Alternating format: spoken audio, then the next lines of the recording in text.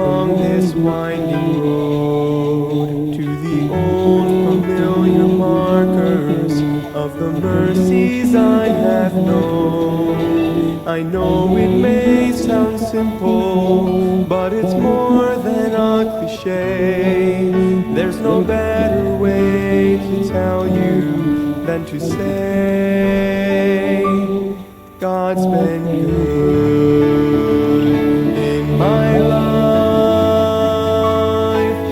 I feel blessed beyond my wildest dreams when I go to sleep each night.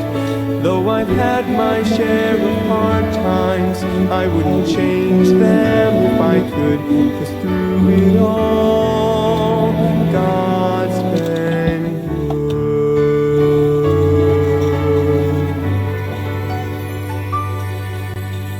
Times reflect. Magandang gabi po sa ating lahat. Muli po tayo nag-live para po sa ating Our Daily Words of Encouragement. Ngayon pong August 4, 2026 ng Martes. So hindi po Monday yan, hindi ko po na-edit.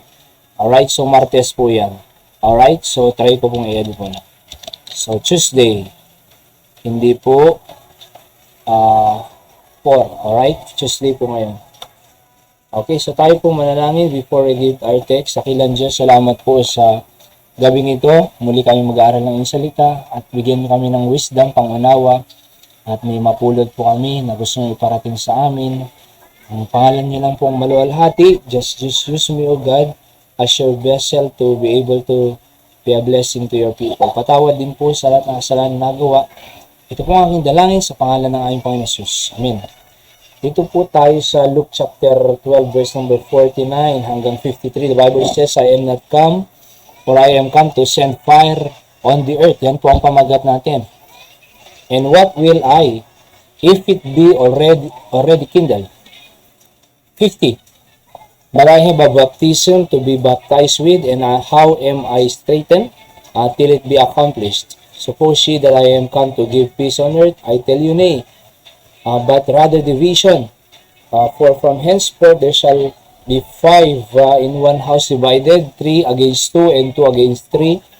The father shall be divided against the son, and the son against the father, the mother against the daughter, and the daughter against the mother, and the mother-in-law against her daughter-in-law, and the daughter-in-law against her mother-in-law. Yan po mga talata ho na nabasa po natin dito po sa Luke 12:49 hanggang 53. Okay? So, not peace, but division. Sabi po ng actually pamagat nito. Okay? So, yung fire po dyan, mapatid, galing sa Greek word na pur.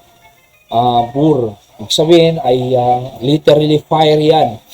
Lightning. Ano po? Na isisend ng ating Panginoon. Alright? Yan po ang binigay ng Concordance Dictionary.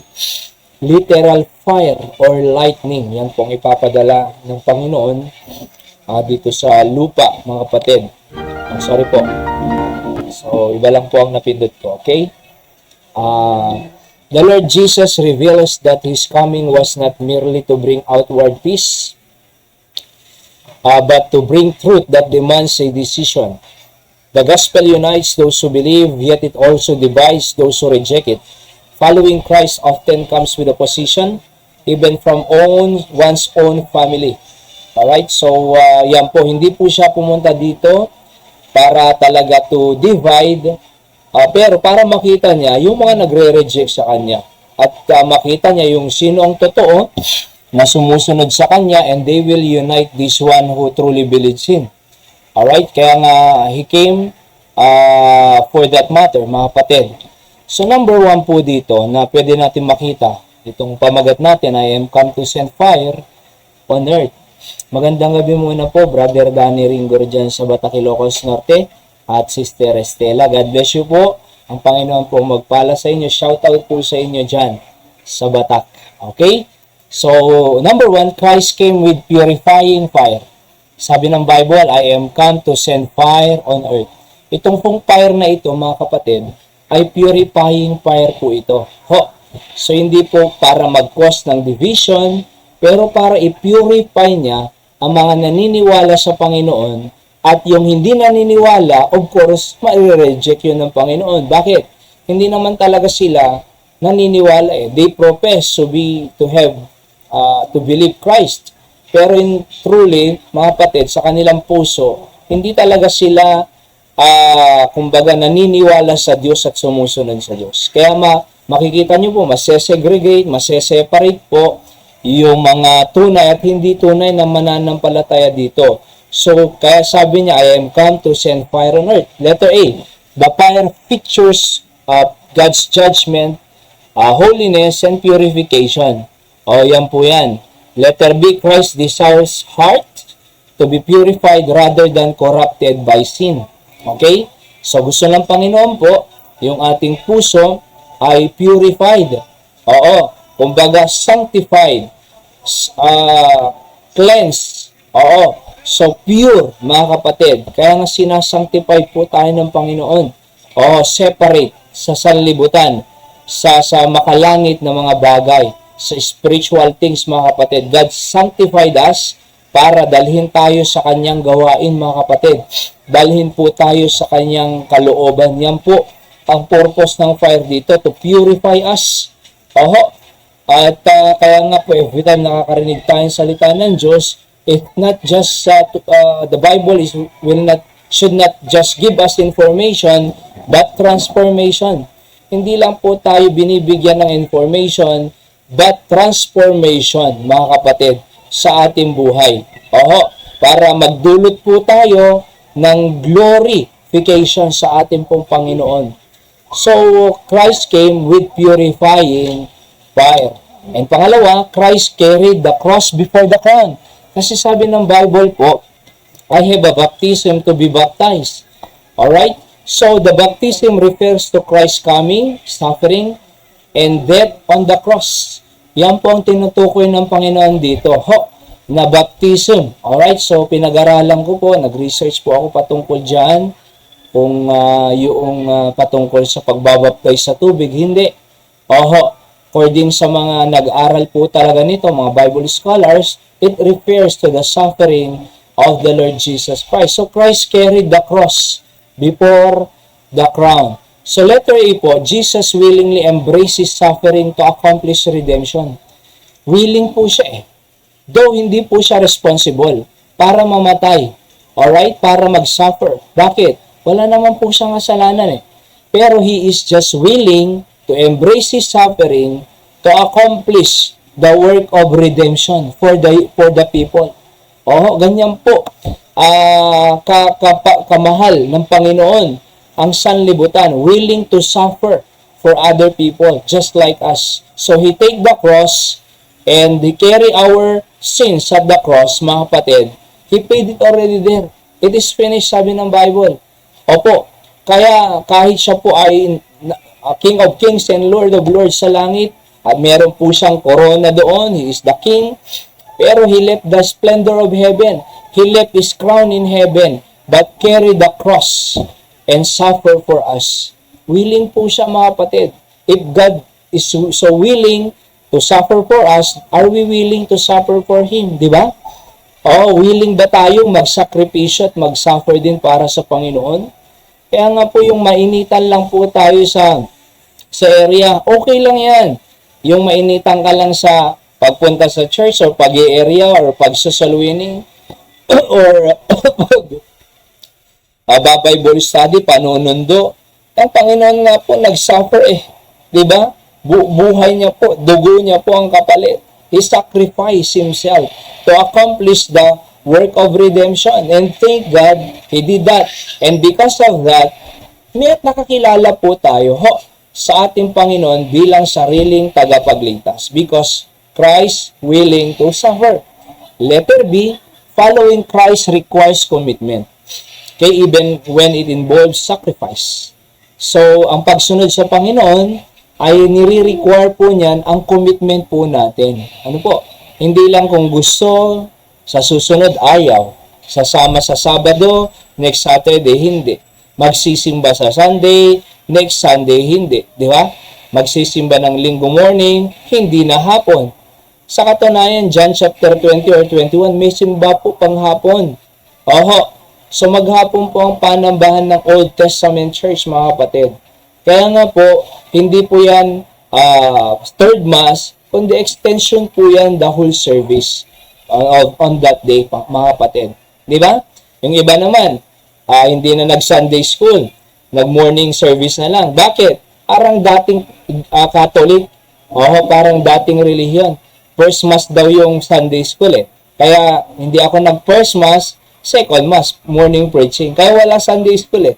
So ganun yung kaisipan ng mga pinanggalingan po natin, pero hindi po ganun ang salita ng Diyos na gusto ng pattern ng New Testament Church, mga kapatid. It requires commitment. You should be there Sunday school. Alam niyo po, yung mga lesson Sunday school, ay iba po yan sa preaching. Alright? So, nandiyan po talaga yung katas ng mga doktrina ng salita ng Diyos sa Sunday school. It interprets, kumbaga, detail, mga kapatid. Yung preaching po, of course, yan po ay rebuke, encouragement, exhortation. So, pahalagahan po natin lahat. Following Christ requires commitment, even when it involves sacrifice. Sa lupa lang po tayo magsasacrifice. Sa langit, wala na pong sacrifice doon.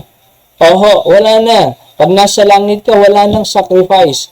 Dito sa lupa, dito lang po tayo pwedeng mag-sacrifice, and thank God for the opportunity na pwede tayo maglingkod sa Panginoon. Mag-sacrifice, mga kapatid. It involves our time, talent, and treasure. Sacrifice for the Lord Jesus Christ. Alam niyo po, ma-experience mo ang real joy, ma-experience mo ang presence ng Diyos at power ng Diyos, at pwede ka palang gamitin pa ng Panginoon. Di ba? So let us see, the Christian life is not a life of comfort, but of carrying the cross just like the Lord Jesus Christ. That's why, move away from your comfort zone. Move away from your, kumbaga, yung comfort zone natin, because meron tayong mission na gusto ng Panginoon, carrying the cross to other people. Hindi lang po tayo dapat ang pupunta sa langit, kundi yung mga loved ones natin, relatives natin, friends natin, mahal natin sa buhay, at iba pa. Alright? Ang dapat din po makakilala sa ating Panginoon. And we cannot do that if we just stay on our comfort zone. So get away from our comfort zone, go to the field, win the people, share the gospel, give tracts, di ba? At makikita natin, alright? Papasalamatan pa po tayo niyan. Papasalamatan ka pa nila. Thank you, pumunta ka sa akin at ako'y nakakilala sa Panginoon. See that? Kaya ako nandirito sa langit kasama mo because of your sacrifice. Thank God. Number 3 po, Christ causes powerful division. Di ba? Christ causes powerful division. Suppose she that I am come to give peace on earth? Question mark. I tell you, sabi niya, no, but rather division. Pero tandaan niyo po, mayroong purpose kung bakit sinabi yan. So, Jesus is the Prince of Peace. Tandaan niyo po yan. Kaya, sabi ng Bible dyan, di ba, suppose she that I am come to give peace on earth? No, but division. Pero tandaan niyo po, Jesus is the Prince of Peace. Yet His message forces people to choose. Those who receive Him will have peace with God, but not everyone accept Him. Kaya nga po, yung mga hindi tumatanggap, yung mga nag-reject sa ating Panginoon, ay talagang mapupurify yan. Alright? Divided po talaga yan. Kasi kung tunay anak ng Diyos, dapat nakikita mo simbahan eh. Kung tunay na anak ng Diyos, dapat nakikita sa Kanya ang pagiging anak ng Diyos at ligtas na tao. Pero kung walang makitang ebidensya, mga kapatid, sabi ng Bible, by their fruits you shall know them.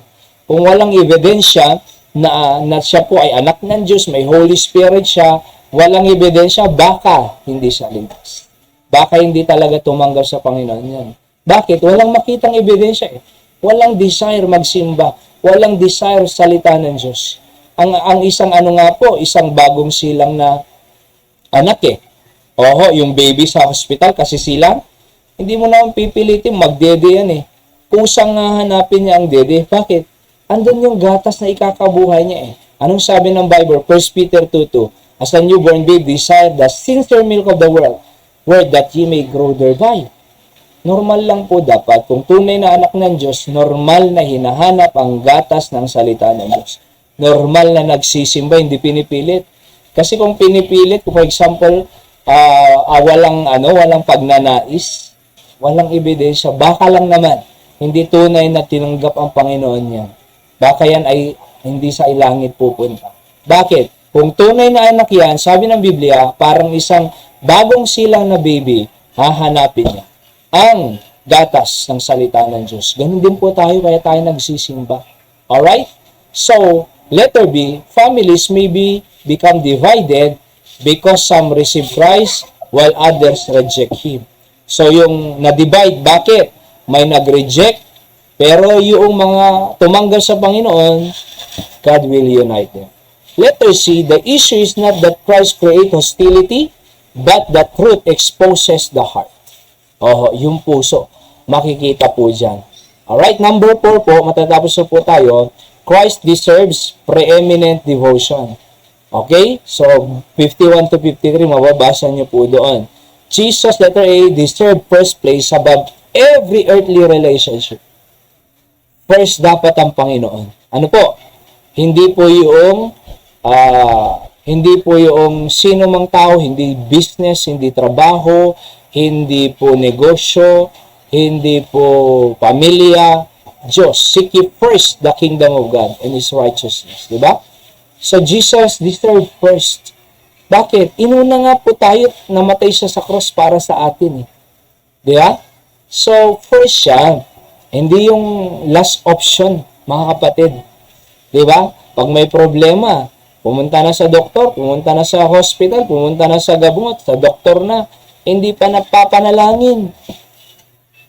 So, ngayon, hindi kinaya ng doktor, hospital, gamot, saka pumunta sa Panginoon.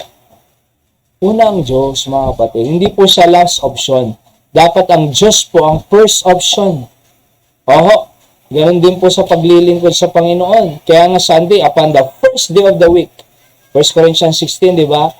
So, nagsisimba po tayo. First siya. Siya ang una, lagi sa ating buhay. Kaya nga hindi pinagpapala, bakit? Hindi inuuna ang Diyos. Subukan nyo po, unahin nyo ang Diyos, uunahin ka rin. Ihuli mo ang Diyos, di uhuhuli ka rin. Ganun naman walang favoritism po ang Diyos, pero meron siyang intimates na mga anak. Alright? So, God deserves first place in our hearts, not earthly relationship. Alright? Bakit? Hindi siya ang nagligtas sa atin. Kung wala tayong kaligtasan, impyerno tayo. Kahit meron kang kaibigan, kahit meron kang katrabaho, kung wala kang kaligtasan, wala. Tagapagligtas, di ba? So letter B, our greatest identity is not in our family, but in belonging to Christ. Yan dapat tayo magpakilala. Kaya nga, believers of Jesus Christ.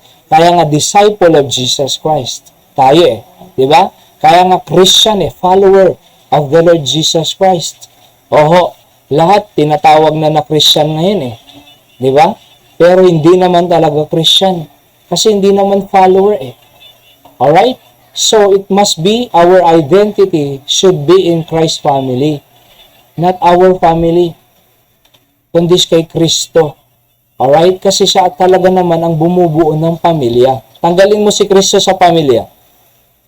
Maraming hiwalay na mag-asawa. Maraming sira na pamilya. Maraming kanya-kanya. Bakit? Hiwa-hiwalay Alright? Kaya nga po napakahalaga na i-identify natin ang kasimbuhay sa Panginoon. And next, letter C, last, faith may cause relationships, but Christ is worthy of complete allegiance. Sa Kanya lang po dapat ang ating allegiance. Alright? Sa Panginoon. So, I'm saying Christ deserve preeminent devotion. Sa ating pong principles of the day, kapatid, number 1, no crown without the cross. Number 2, truth divides before it truly unites. And number 3, when Christ is first, everything else finds its proper place. Alala niyo po sa Biblia, mga kapatid, leave your father, sabi niya doon, and your mga mother, father, sabi niya. Ang tanong, dinidisrespect ba ng Panginoon yung family? Kaya sabi niya, leave your father. Hindi. Ang tinuturo po doon, I put Christ as the priority on the proper place. Second, family. Third, trabaho, negosyo. Diba? Ganun po yan. So, hindi niya dinidisregard ang family. Gusto lang ng Panginoon na everything is in proper order. Kaya nga, when Christ is first, everything else finds his proper place. Tandaan niyo po, inuna tayo ng Diyos. He left the splendor of heaven for us. So, unahin din po natin siya. Alright? Let's pray. Dakilang Diyos, thank you po sa inyong salita. I-bless niyo po ito sa aming buhay at manatili ang inyong mga prinsipyo. Parang aming pamilya ay dala-dala namin upang unahin kayo, sambahin, at paglingkuran at mahalin because you love us so very much. Salamat po sa pag-ibig niyo sa amin, pinupuri ka namin. Ito po ang aking dalangin sa pangalan ng aming Panginoong Jesus. Amen. Yan po ang ating Our Daily Words of Encouragement ngayon. God bless you all. I love you all. Magandang gabi po sa ating lahat. Sa lahat po ng nakikinig muli dyan sa Batak, Brother Danny, Sister Ella, God bless you po. And ang Panginoon po magpala sa inyo. At iba-iba pang part dyan sa Batak, sa Pangasinan din po. May mga nagre-replay din po dyan, live or replay. Samang kayo sa Pampanga, sa Bulacan, dyan sa Abra, sa Pandacan, Manila. Ho! And dyan sa South Korea, Brother Rico, laging nanonood po yan ng replay. And ganun din po si dyan sa Hong Kong. Alright? At sa Southern California, sa Hawaii, ang Panginoon po magpala sa inyo, sama din po kayo, dako pa ng ating bansa at sa buong mundo. Ang Diyos po ang mag-bless. Magandang gabi po sa ating lahat. God bless you all. I love you.